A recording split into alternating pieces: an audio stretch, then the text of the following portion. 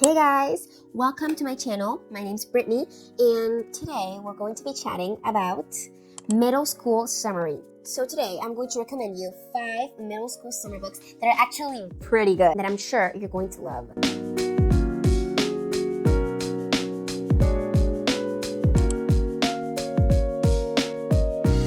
"11 Before 12" by Lisa Greenwald. It's actually one of my best reads this year, 2025. It's about basically two besties who decide to do a bucket list, an epic bucket list before being 12, because 11 before 12. So they're doing it together. So it's a transition from being young to being older. It's summer, the girls are spending time at the pool. There's many summer references. So apparently these girls actually have a fight. So when they have a fight, that means they cannot do the friendship list together anymore because they won't even talk to each other. So instead of doing it together, competing to see which one actually completes it first. But they both realize that the last thing on the list, they cannot complete without each other.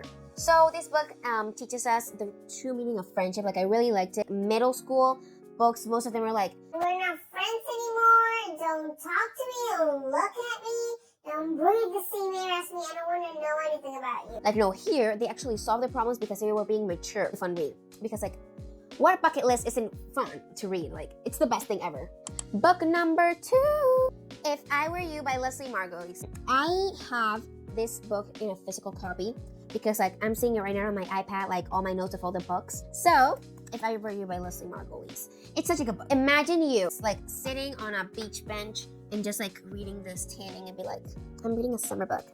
That's just cool. So basically this is Freaky Friday, but instead of mom and daughter, this is best friend. These two girls, Katie and Melody, they envy each other, but they don't tell each other they envy each other. For example, Katie, not as rich as Melody. Melody is very rich. Melody envies Katie because at least Katie has a family that actually gets along.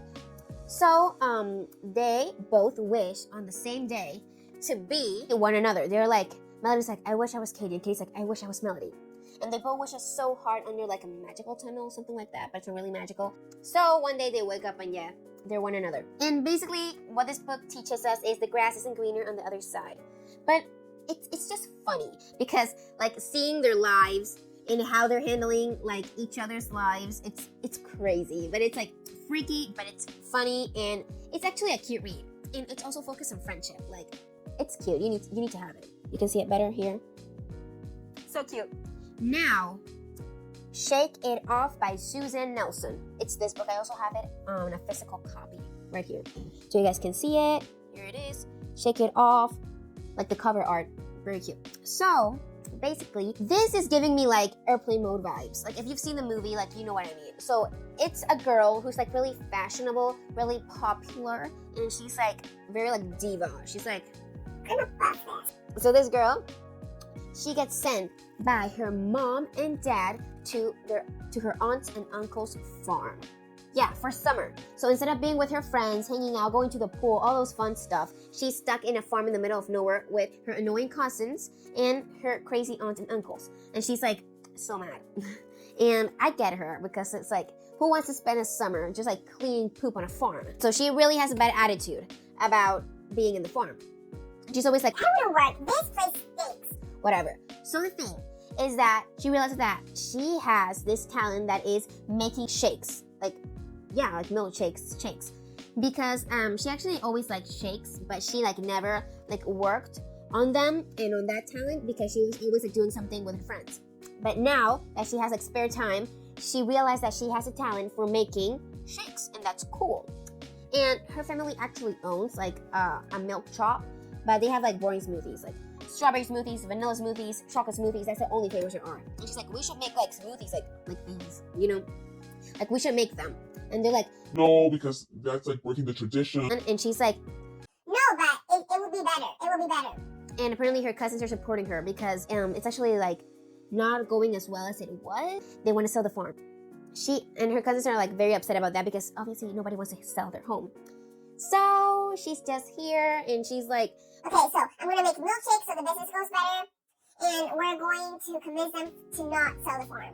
Get this one, but keep in mind that these vibes are more farm country vibes, not really beach vibes, but it's fine. the fourth book I'm going to be recommending is The Summer of Bad Ideas. I actually read this one on Kindle. That's why I do not have a copy. I also read the other one on Kindle, so that's why I don't have the copy of the book.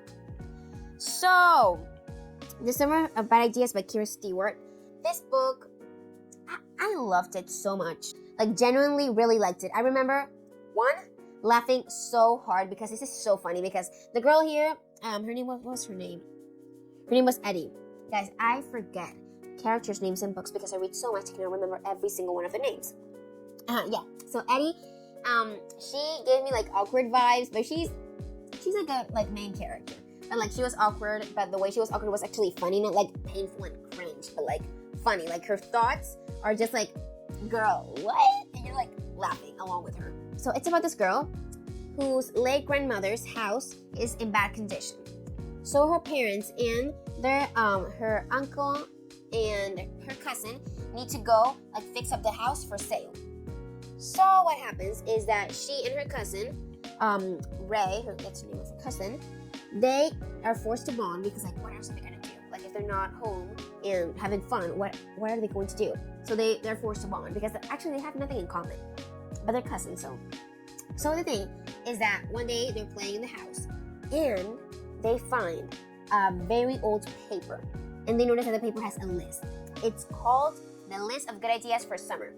Apparently the grandmother, when she was their age, she made a list of like another bucket list, a list of all the things she wanted to do one summer when she was their age. And her cousin Ray is like, we should do these things. This sounds fun. Eddie, first of all, is like not really convinced. But then she just like caves in because what else are they going to do? They're like in the middle of nowhere. They have to do something to entertain themselves. So, why am I like, like I'm giving you a lecture? Like, no. Okay. The problem with this bucket list is that this list is actually not good ideas. It's actually like bad ideas, foolish, ridiculous, like stupid ideas. Like, let's say like row a boat in the middle of the night. Like, how is that a good idea? It's a bad idea, but it's exciting, so they decide to do it. So, that's like the premise of the book. I can't say more because then it's like a spoiler. But if you're looking for like a funny read that's also like relatable, this is the best one. Like I feel like I was like, girl, I would have said the same thing in the same situation because I don't know, I feel like I could relate to Eddie because she was just kind of awkward and stuff. But something that's really important is that she, like in the beginning of the book, she had no confidence because like her friends didn't like her. She was like, oh, how am I gonna spend summer? And now I'm getting sent away. So she had like no self-confidence, and at the end of the book, she has confidence because Ray teaches her, and also like the experience that she has also like help her like have more self-confidence. Now, why am I singing? I have no idea. Okay, I'm gonna look for the other book, Crushing It by Joanne Levy. I read actually this book like on Everend. It's an app for readers. And guys, this book is actually not like happening in summer, but it's like a fun to read in summer because it's like summer vibes. Like the vibe is summer because many things that happen here don't happen in school, just happen like outside school, but they are at school. And summer like just passed. So it's like, it's a vibe, you know? And it's cool because it reminds you of things like you experience in school, and this book is actually very relatable. The reason you should read this book is because one, it's romance, and like middle school romance like slays it all. Like it's the best, the cutest thing ever.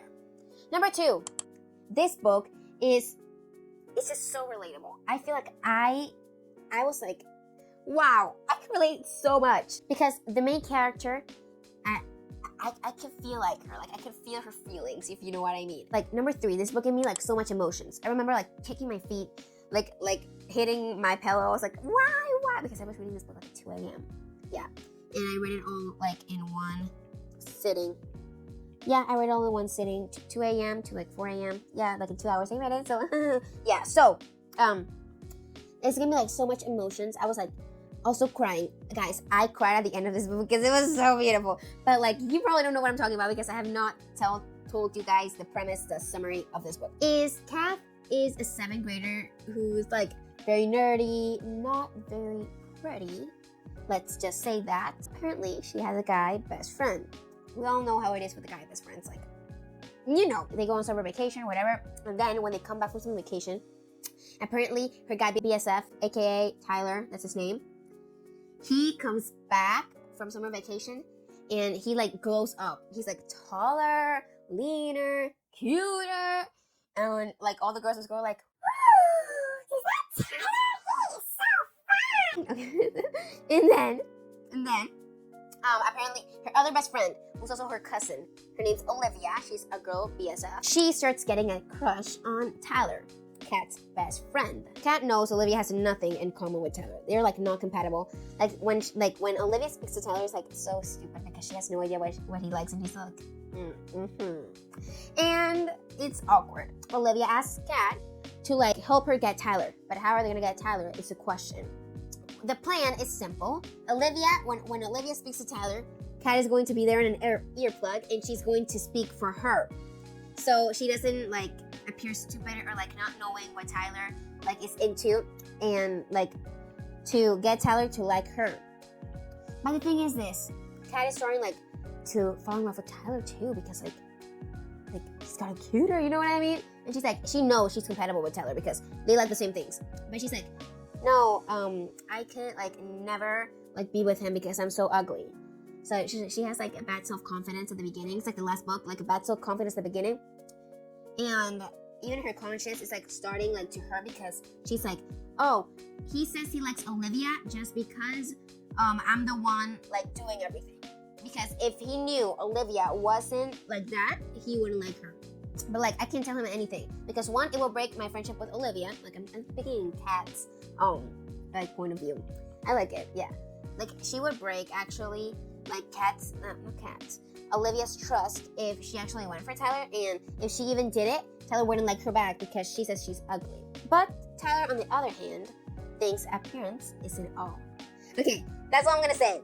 Okay, I got excited. I was super excited because I felt like Tyler, he's one of my book boyfriends, by the way. He's like the definition of perfection because he's so sweet, and the fact that he doesn't see things for like oh, she's pretty, she's not, I like her. No, he likes the person for the person. Because I love Tyler. He's the best. He's like chef's kiss. He's like, wow. He's like my middle school book boyfriend. Like he's going to be it forever. So yeah, guys, that was all the books for you to read on summer if you're a middle schooler and you're going to enjoy them. Like, you're not telling me you're not going to enjoy them because every single one of the books I just talked about is like impossible to not like. If you don't like it, that's bad because like, how can you not like this book? It's like, these books are so lovable, and I hope you have enjoyed this video. What did I guess to you?